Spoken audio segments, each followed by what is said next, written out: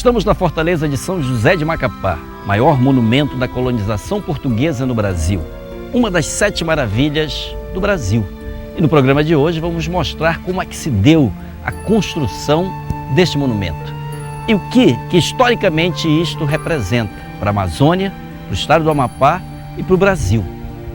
Vamos então lá onde tudo começou, na pedreira, de onde se extraíram essas pedras que serviram para a construção da Fortaleza de São José de Macapá. Vamos começar por lá.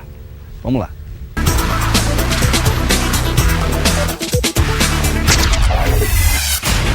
Estamos na região do Bonito do Santo Antônio, próximo do Rio Pedreira, aproximadamente 50 quilômetros de Macapá. Estamos numa cratera, numa mata ciliar, aproximadamente aí uns 3 metros de profundidade essa cratera, e aqui na minha mão eu tenho um pedaço de pedra já devidamente talhada. Essa pedra provavelmente deve ter sido manuseada há mais de 200 anos atrás por escravos que daqui, deste local, tiravam as pedras para fazer a nossa Fortaleza de São José de Macapá. Estamos aqui com o Manel e o Luiz. O Manel e o Luiz está nos mostrando aqui essa região, conhece isso daqui, Manel. E aqui, vocês já encontraram alguma coisa assim daquela época? Há muitos anos atrás foi encontrado alguns fios de dinamite. Hoje em dia não tem mais isso aí, não. Ainda tem muita pedra por aqui? Ainda tiram pedra? Tem bastante pedra ainda aqui. A comunidade aqui, o pessoal estão trabalhando aí, pegaram autorização, estão trabalhando, mas tudo legalizado. Aqui, Luiz, nesse local, você ainda encontra alguma pedra grande como aquelas que tem lá na Fortaleza ou já são só esses pedaços menores? Encontra pedra, está na faixa de 100 kg a 200 kg, que 10 homens não conseguem carregar. Agora, nós estamos aqui num dos pontos, mas tem outras áreas aqui. Qual é mais ou menos o tamanho da área onde essas pedras eram tiradas? Ou era concentrada somente aqui nessa região? Não, então, baseado assim, rodado uns 500 metros quadrados, uns 600 metros por aí. Daqui até o rio, onde era embarcado, que distância mais ou menos? 1 quilômetro. 1 quilômetro. Eu queria olhar onde é que ainda estão tirando as pedras hoje e depois dar uma chegadinha até no rio, pode ser? Pode ser. Pode. Então vamos lá. Olha, essa aqui é uma das pedras que caiu com certeza da carroça, quando eles vinham andando, os escravos. Nessa aqui. região aqui não tem pedra. Não. Então Não. todas que nós encontrarmos aqui É, pedra que caiu da carroça. Só para a gente entender, lá de onde nós estamos indo em direção ao rio, aproximadamente 1 quilômetro e pouco. E os escravos faziam essa caminhada, empurrando a carroça, carregando essas pedras. Veja que esta pedra aqui já está talhada, já ia para ser embarcada. Só que, claro, ou caiu ou jogaram da carroça e ela ainda está aqui há mais de 200 anos nesse local.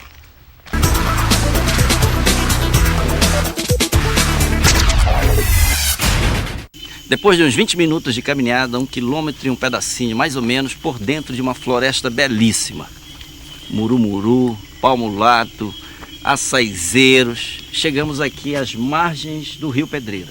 E exatamente aqui neste ponto, onde a gente está pisando, era feito o embarque das pedras que iam para a Fortaleza de Macapá. Não é isso? Exatamente. Aqui eram as pedras, esse resto que está por aqui, caíam ainda quando embarcavam, foram ficando por aqui. O local onde eles arriavam as pedras, supostamente, que a gente não tem certeza, está aqui um montoado de restos de pedra que embarcavam nos barcos aqui. E daqui a alguns dias para chegar lá. Para chegar em Macapá. Bem, então por aí a gente tem mais ou menos uma noção da dificuldade que esses verdadeiros heróis da nossa história enfrentaram para deixar para nós este monumento belíssimo da nossa história.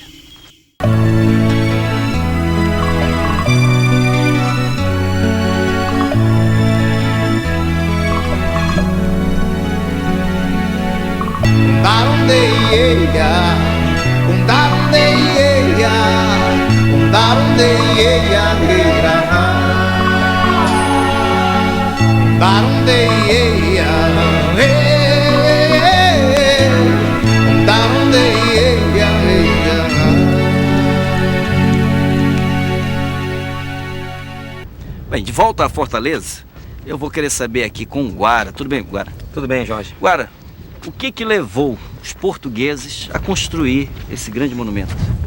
Bom, A Fortaleza de São José de Macapá, ela é construída durante o período do chamado governo pombalino.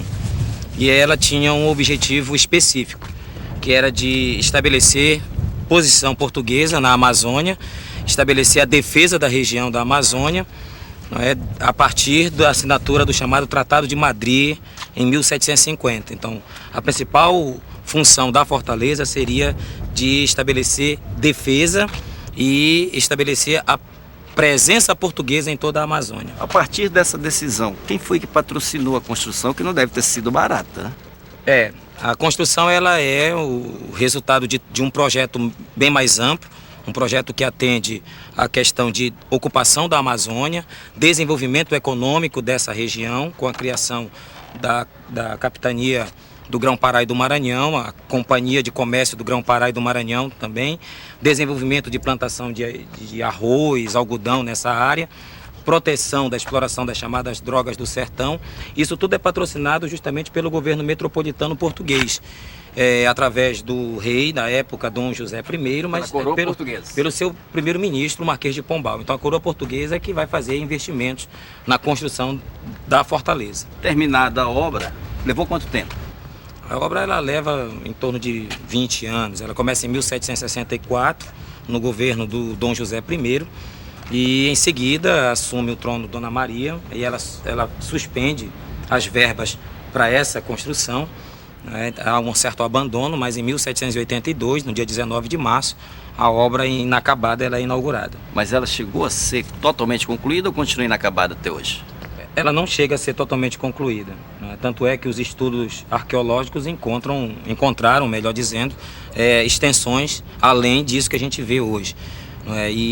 Mas então, mesmo o projeto assim, original vai bem mais além do que a gente vê. Vai bem mais além do que a gente vê. Devido à suspensão de verbas pela coroa, então a obra ela não chega a ser concluída. No entanto, após a sua inauguração, em 1782, ela alcança algumas das suas funções.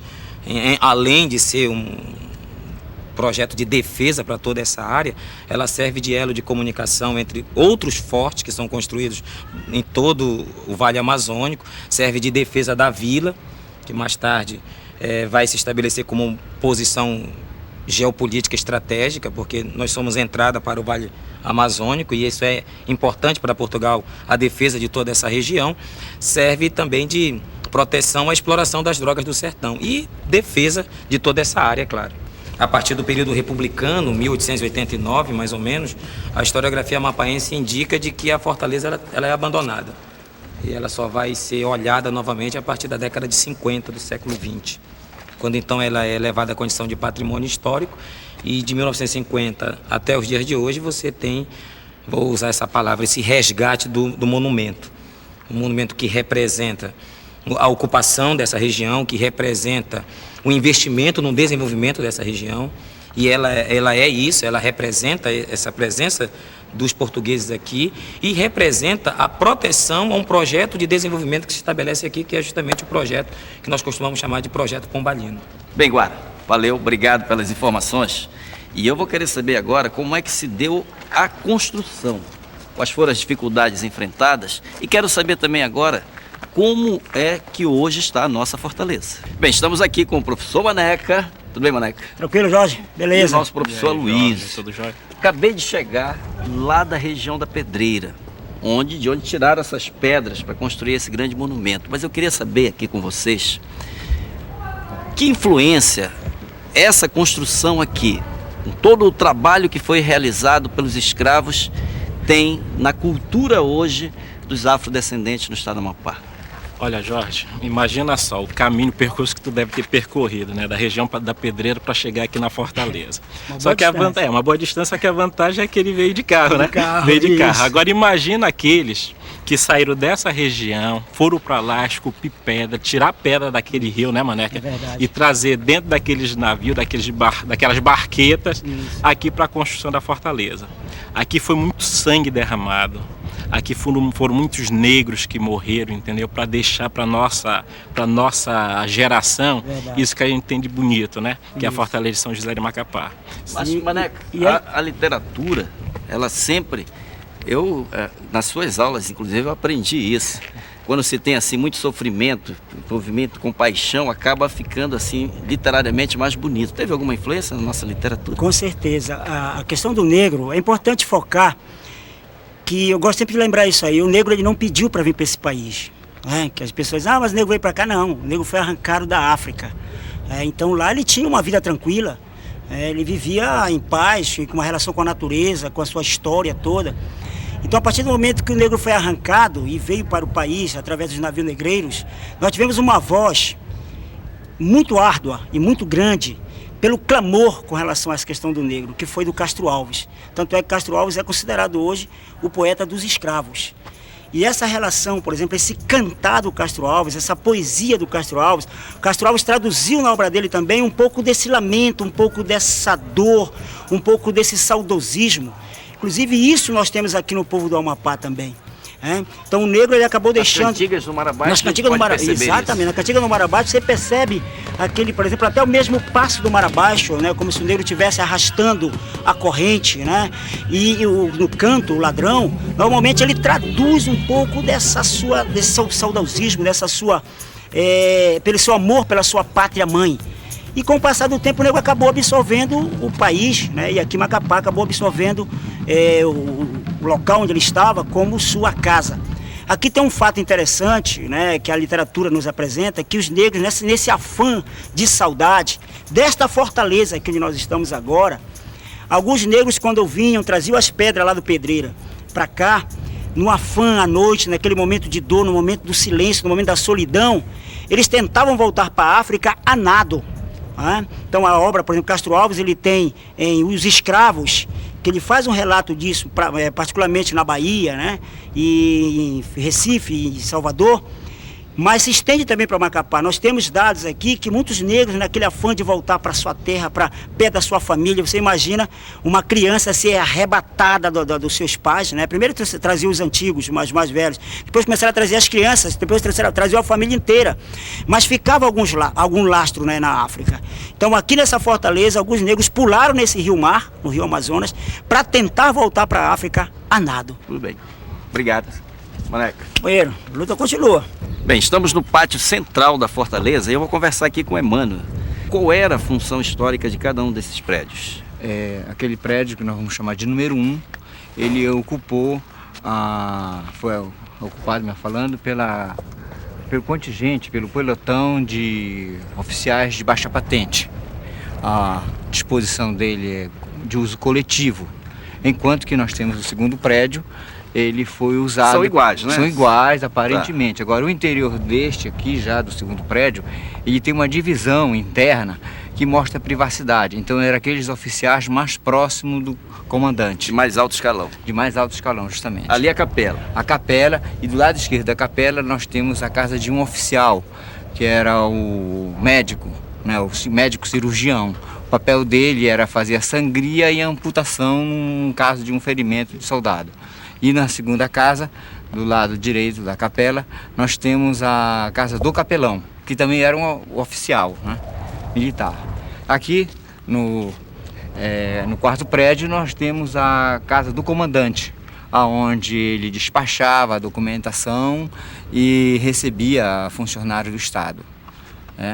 E aqui no quinto bloco nós temos já um armazém, armazém de munição de boca. Ele servia para abrigar toda a alimentação que era usada no quartel e numa guerra de longa duração, onde a fortaleza estava sujeita àquelas guerras de posição e tudo mais, o cerco impedia a comunicação externa, então havia necessidade de se abrigar bastante comida. E aí nesse prédio era utilizado para isso. Já no segundo aqui, aliás no sexto prédio, nós temos o armazém de munição de guerra, onde se guardavam as balas, os artefatos de guerra, o tarol, os uniformes, armas de mão, toda era armazenada aí dentro. No sétimo bloco, nós temos o armazém de munição de pólvora, que era o paiol. Ele tem uma peculiaridade diferente pelo muro que contorna o prédio. Esse muro, no caso do prédio ser explodido, que era uma bomba em potencial, o muro se encarregaria de levar os estilhaços para o alto e proteger o restante da praça. E já no oitavo prédio nós temos o hospital, e aí ficavam instalados os doentes, né, e os feridos, se porventura quando tivesse acontecido uma guerra lá, era abrigado aí. E havia algum espaço para prisioneiros? Sim, ela foi prevista calabouço, né, por detrás do bloco número 1 que eu apontei, lá tem um espaço que é utilizado como calabouço. E esse prédio, por não ter tido guerra, apesar da fortaleza ter esperado diuturnamente esse inimigo vir, ele veio não da forma como ela estava esperando, né? Porque houve uma mudança na economia internacional, os inimigos deixaram de conquistar a terra para se apropriar dos recursos naturais, mas então ele veio numa forma de economia de mercado, né? Entrou e está instalado aí através dessa economia internacional. Eu queria, lá de cima, algumas informações, mas eu queria falar com você lá dentro da capela. Vamos lá. Vamos, será um prazer. Mano, essa parte superior, como é que funcionava isso? É a área de guerra. A fortaleza, nós temos o quadrado, rebaixado, são de 5.000 metros, e nós temos essa área de guerra, que é uma parte superior. E no ângulo do quadrado, em cada ângulo, nós temos um baluarte pentagonal. E então, eles serviam para posicionamento do pelotão de artilharia, que administrava o funcionamento dos canhões.